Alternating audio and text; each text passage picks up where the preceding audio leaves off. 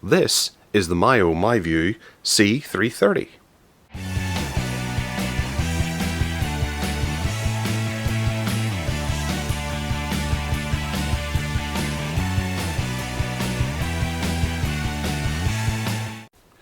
So, dash cams are incredibly popular, and Mio seem to be doing very well at putting out some fairly decent dash cameras, especially their budget ones, and that's what this is. And yes, it's not cheap, but it's a lot more budget than some of the other cameras that are out there. At £103 off Amazon.co.uk today, it's certainly one that you should really look at because it looks to be fairly tiny. So down here we have a 2-inch screen, GPS, full 1080 HD or 1080 full HD video quality, 130 degree wide angle lens, the ability to flip it round 180 degrees, an f-stop of 2.0 I think that is, it's very difficult to say, a gyroscope built inside, WDR camera, and there's a flash or something as well, maybe that's night vision, could be. It's got GPS inbuilt, there's that f-stop 2.0 again, and full HD. On the side here, the screen. On the back there's some blurb there if you want to have a wee read at that basically reiterates what's on the front of the box. Then here we have what's inside the box that we're going to take a look at now. So inside the box we have the camera on the top there, we have the mount, cabling, and some manuals, a quick start guide, and warranty information. And there's a little bit of extra bubble wrap for the kids. Right, so the mount is always one of the most important things whenever it comes to these dashboard cameras because it's make or break whenever you put it in the car. It's either too intrusive or you just can't put it in the right place. Mio have had questionable success in this field before, but this one is a success. I've used this particular one before and it's very simple, has a very small footprint, and you can put it pretty much anywhere. This little doohickey here slides into the back of the camera and you can put it that way round, or you can put it that way round, or that, or you can have it sitting up like that and aim this down the way, or you can have it hanging from the windscreen. This moves with, well, it's easier whenever the camera's on it to do that. Always my biggest bugbear, the cigarette lighter needs to have some sort of USB output on it as well, so you can daisy chain if you're going to take over the entire thing, or just have an optional one, that a USB down here that plugs into this, because this is a mini USB and that's very easy to change, and my car currently has one in, so I'll be able to, I can forego using this and just plug in my camera, or perhaps that's their thought, but this is an unnecessary anchor that takes over your entire cigarette lighter for one function. And the camera, which is, well, not quite as tiny as I'd imagined, but it's still pretty small. So on the front here we have a screen protector that says includes lifetime safety cameras, 1080p full HD recording at 30 frames per second, wide angle view 130 degrees with 2.0 f-stop, which they must be very pleased about. So we'll pull that off, chuck this on here, and this is how she dangles, or this is how she rests. Either way, it's terrific. Right, so down this side we have, that's a power button. No, we'll go this way around because it's technically the correct right way around. This is like a menu select, up, down, and power. Around here we have the camera optics with a bit of a protector over this lens, which I'll take off when I put it in the car. A speaker for announcing warnings, a micro SD card slot, and the power connector. Oh, okay, maybe we did have it the wrong way around. Up here we have a sensor, maybe for switching over to night vision, and then maybe a microphone as well for recording any sounds inside the car. At this end we have nothing, and up here we just have the stand mount part. It's probably best if you put it like that, dangling from somewhere at the top of your windscreen, out of the way. but you can do it that way if you absolutely need to, because you can change it to that angle so it can go upside down. Hopefully there is installed, well, it said the gyroscope, so you'd like to think the software would switch around if you did do it that way. Okay, so a quick flip around the menus to see exactly what's involved in this. We have to plug her in to get her going because there's no actual battery inside. No, hold it this way around. The speaker is, I smothered the speaker with my finger, probably here. So now we're recording automatically. I've thrown in the 2GB SD card that came with, and we can see it's just leapt into action and started recording. So we have the menu function down the side here. If we hit the top one, we go into the actual menu where we can navigate up and down and then select. So we have our file playback, where we can pick what type it records, whether it be video, event, or photo. And video, there's one there. For the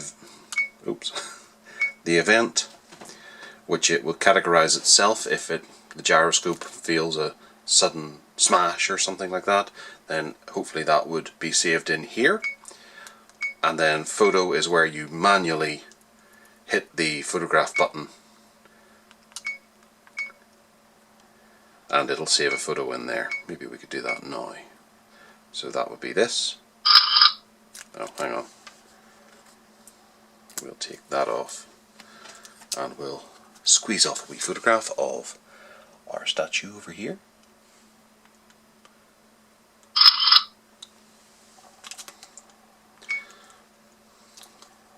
And then we can find that obviously in the photo section. There. Oh, nice. Then we have sound recording, because you can turn that off if you don't want to be recording the occupants of the car as you're driving. We have our safety cam, which has alert sounds, alert distances, alert methods, thresholds as well. So if we're above the speed limit or below the speed limit, we can turn that off or on, and allow us a little bit of leniency if you do tend to go 5 miles an hour above the speed limit. Cruise speed alert, which would be handy for some, I suppose, and custom safety cam, which there's nothing in there as at the moment. Video recording, hopefully we can change the actual format that it records on, that'd be nice. Clip length, always handy, so it'll be a 3-minute clip whenever it divides it all up into 3-minute clips. WDR, wide dynamic range, I think that is. EV, which should be for raising and lowering the brightness. The frequency, which we will just keep on 50 Hz. And then the G sensor sensitivity for being able to feel someone hitting the car in whatever capacity it happens to do. Can we turn on timestamps? We have coordinates and G sensor information. A speed stamp as well, which we'll keep on as well so you can see how fast I go. And text stamp, so we can put on our own information. So if you're buying this for corporate use, you can put in your company name or whatever. Then system settings. We're getting a bit of GPS here with one satellite, but then we're in a building at the moment, so I imagine that will probably increase once we're out amongst the pigeons. And our date and time, which we can set. Use GPS time, which is very incorrect. Greenwich Mean Time. Daylight saving is off. And hopefully that means it'll actually, when we go outside, it'll set the right date and time, because I noticed the current camera I have in my car is an hour behind and never updated. System sound turns off these beeps. Welcome sound is a jingle whenever it opens up. The volume's handy. LCD standby. So we'll have the HUD on for most of the time, but you can have it turned off after a certain amount of time. Languages select distance unit, should be metric, as we're in Europe. Storage allocation. So we'll have this broken down to 1.4 gigabytes for regular stuff, 478 megabytes for emergency, and then 19 for photographs. So that's fairly good. It'll just, whenever it fills the 1.4 gigabytes, it will start again, but it'll make sure that these two don't get overwritten in the event that you might need them at a later date. And then reset to defaults. And that's about it. It all seems very straightforward. I do wonder what that one does. Emergency recording down at the bottom there. And then this one does GPS not fixed. Although it's showing kilometers per hour there, I thought I set that up for being miles. So we'll take this out, stick it in the car, and record some footage to see how well it performs. Have to remember to take that off before we go. So let's go. So this is us taking off from Sainsbury's car park on a little jaunt on a good day. As you can see, there's well, some clouds in the sky, and other than that, the picture is quite clear. As we drive up here and across the zebra crossing, a car will come up on our right hand side across the roundabout. It is not possible to make out the registration number. However, on the left hand side you can see the Sainsbury's sign with the fuel prices on there, and you can just about make those out despite the fact they're flickering a little with the refresh rate. KFC on the left side here, you can also make out some of the text, although you can see it bend as it has that wide 130-degree viewing angle. Everything does seem to be very clear. I'm quite impressed by the video quality, especially given that this is about £100, this camera. You would expect maybe slightly degraded, where you can see the number plates quite clearly. Although turning round now, we're going in directly into the sun, and the Mercedes to the right is somewhat blacked out, and you can't make out any particular information. However, the reflections aren't that bad. You can see some of the reflections on the dashboard. However, it's still very clear to see the signage and other details on the road. So the game does appear to be quite good at being able to brighten up things, despite the fact things are essentially in shadow that we're looking at. And whilst it's not entirely possible to be able to read registration plates and things at this point, it would be very easy for the police or whatever to make use of the footage if there were to be an accident right now. So what we're going to do is we're going to switch over to driving at night and see just how well we manage to capture picture image in the evening. Driving along here at around about 10 o'clock on a summer's night. It's not exactly pitch dark or anything, but the sky does appear to be a wee bit blue. And we're going to go over to myself in the car as I test the microphone to see just how well it picks up on various sounds inside the car. You can hear some motor noise as well. Take it away, me. Okay, so this is a test of the microphone on this little Mio MiVue. To be honest, I'm really quite impressed with it so far. I'm hoping that the sound levels are quite appropriate and you can make out everything that I'm saying. However, I am projecting my voice toward it.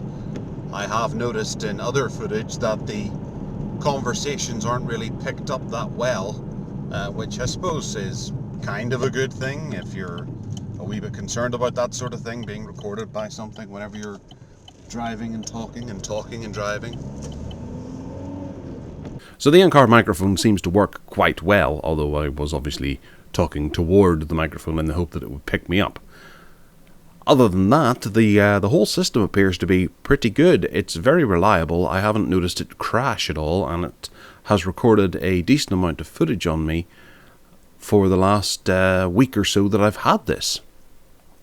All the footage, I would say, is very usable, and I haven't noticed any problematic areas.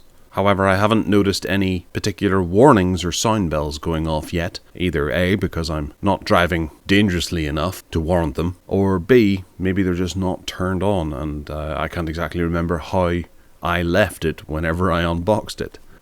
But at any rate, this is a 100-pound dashboard camera and it produces the results very well. Here we see some rain starting to spackle across the windscreen, and it doesn't seem to faze it. Yes, of course, it's causing a wee bit of a problem with the depth of field on the camera footage. However, that's par for the course. Everything we're recording here is usable. It's not blurry, it's not out of focus, and it's surprisingly good. So top marks to the Mio MiVue C330, and hit that subscribe button down below. Let me know any thoughts you have in the comments. Turn on notifications and give us a like or a thumbs up. And other than that, happy motoring.